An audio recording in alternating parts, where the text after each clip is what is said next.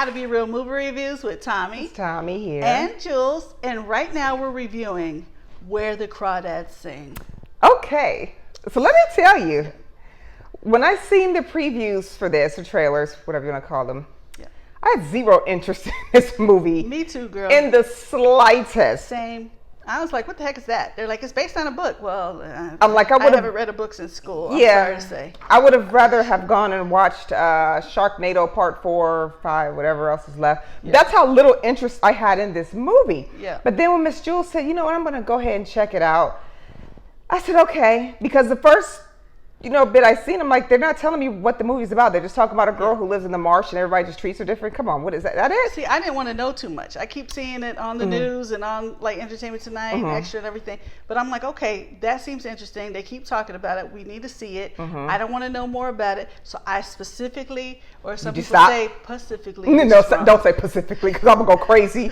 I'm a spelling police and grammar police. Don't do it. Okay. I specifically did not watch the trailers because I wanted to just be surprised. And what happened is maybe about a week or so ago, they added a little bit more in there that gave it some juice. And I said, okay, we're going to see this. So now we're going to talk about it. I'm going to tell you what I thought about it. All right, PG-13. So who stars in this show? PG-13. All right, so we have Daisy Edgar Jones as the lead character, Kaya Clark. You might remember her. She's a British actress, and she's in War of the Worlds, if you have Epics. And she's also in a show called Fresh. A movie called Fresh. Oh my gosh! Yeah. Oh my gosh, that is her. I was like, where do I know her from? I know her from both of those. If you watched Fresh on Hulu, yeah, that is straight in the genre. It really was deep in your wheelhouse. Prepare to be queasy. Listen, I watch all kinds of horror and gore. You're queasy? Is something in there. I don't want to say because I want people, if they haven't seen Fresh, I want them to watch it. Yeah. But this guy gives a brand new meaning to the term eating. I'm not going to say it, but I got queasy. But anyways, now that you said that, now I remember who she is. Like Human Centipede or less? I think I was more queasy. Really? By the way, I just found a place that that actually makes the little Human Centipede decor. I just had to throw that in. Now I'm going to get it. But there's something there that's just. You better have a clean stomach. Don't eat if you're not a person who likes kind of gross stuff. It didn't bother me. I guess that says something about maybe I need a therapist. But it's funny you said that because now I do remember her face. But watch Fresh on Hulu and then let us know what you think about it. Okay, let us finish. Taylor John Smith plays Tate Walker. I liked his character. I did too. Harris Dickinson played Chase Andrews.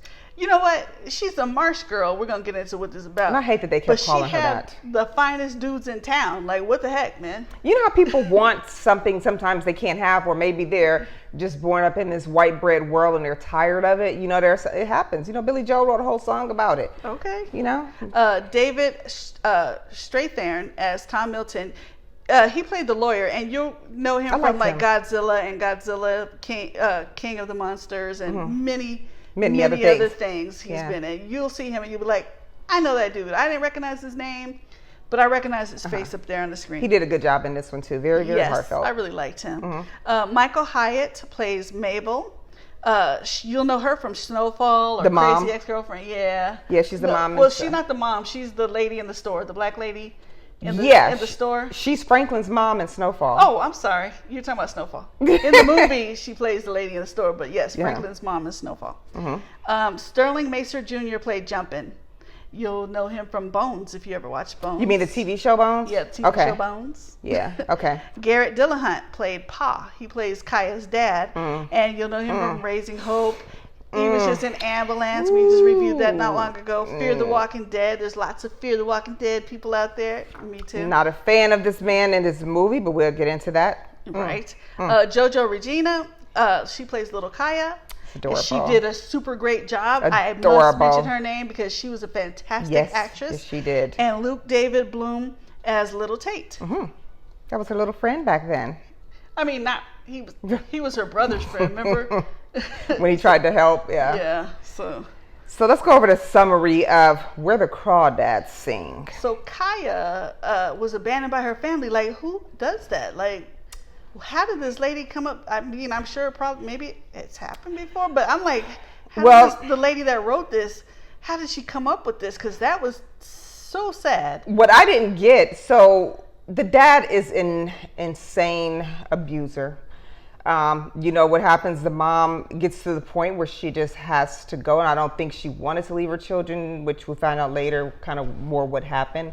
But eventually, with Kaya being the smallest one, the sisters eventually took off and they're all running. I mean, the dad is just this awful piece of crap.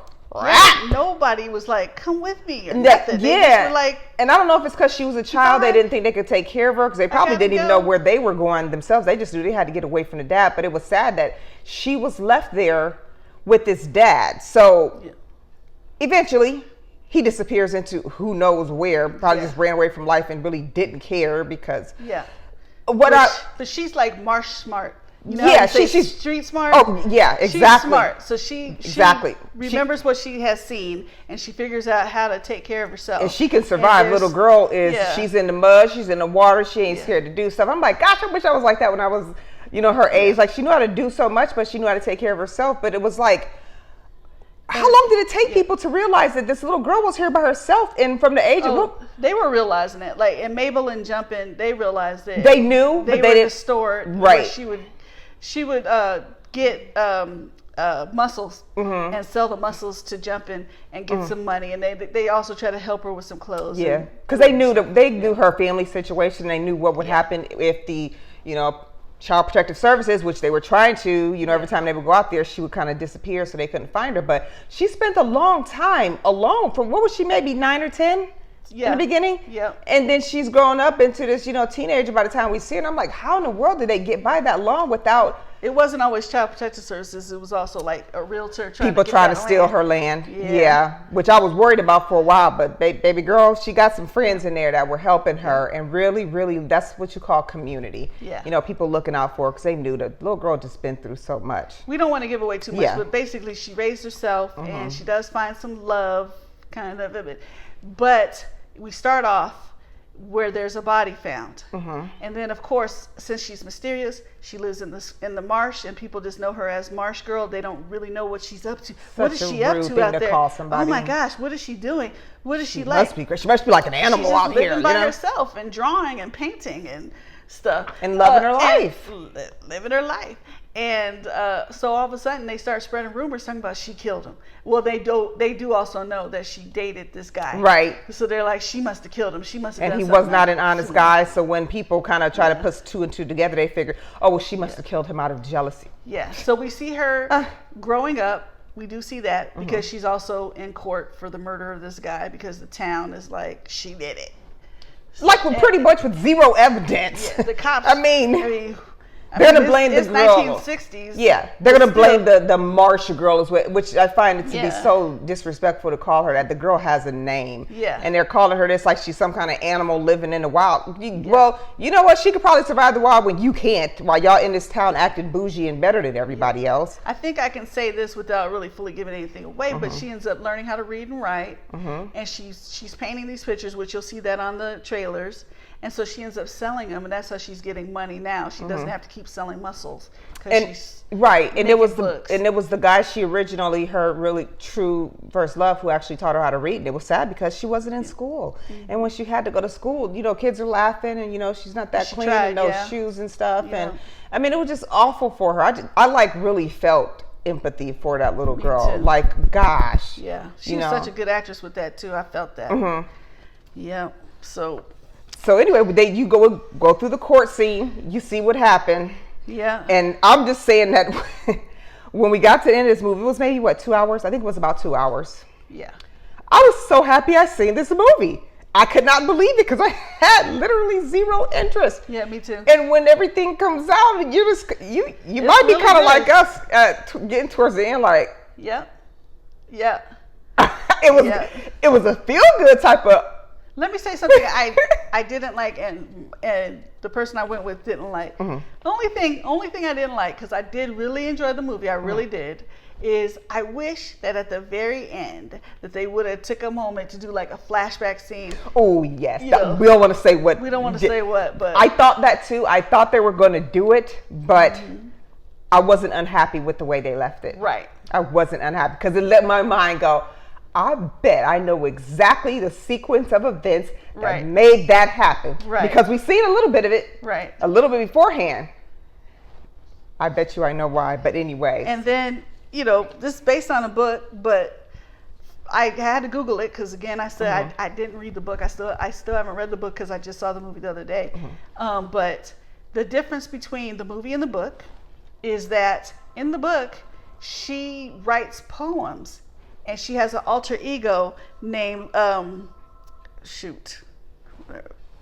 Amanda Hamilton. Yeah. And that's not mentioned in the movie, that she has this alter ego and she writes this poetry and sells that too. So. And she did great with her drawings. I mean, it was her, you know, her first love who said, you know, I got to go to college, but listen, here's a list of publishers. Your work is good enough to be in books. Yep. You can do this. You can make money. You can still live here on the marsh, because she didn't want to leave the marsh. That's where she grew up. You know, it's where her mom, her siblings were. Yep. And he told her you could do it. And one day, because at first she was like, you know. He mentioned that she had the poetry and the drawings too. And she did do that. But in the book, I guess it's a whole thing with her alter ego and doing poems and stuff like that too. Okay. And they really just didn't really flesh that out in this movie. They didn't do that. So this is a best-selling novel by Delia Owens, is what this movie was actually based off of. Yeah. And I'm guessing, like you were saying, you were hearing a lot of buzz about it, but I walked into the theater and it was nearly full, and I was surprised. I'm thinking it's going to be maybe about 20 people. Yeah. It was pretty crowded in there, and everybody was quiet.